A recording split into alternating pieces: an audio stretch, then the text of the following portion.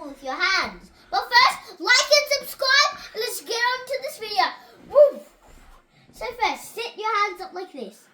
Put the thumb down. So this counts as 9 times 1 because there's no tens in the 10 spot, which is no fingers here.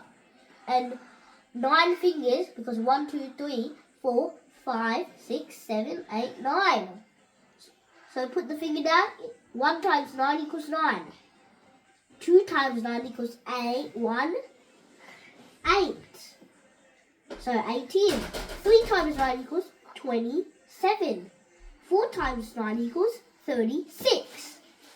5 times 9 equals 45. 6 times 9 equals 54. 7 times 9 equals 63. 8 times 9 equals 72. Because there's 7 on this side and only 2 on this side of the finger and 7 on this side of the finger. And then 9 times 9, 81, because that's the 1.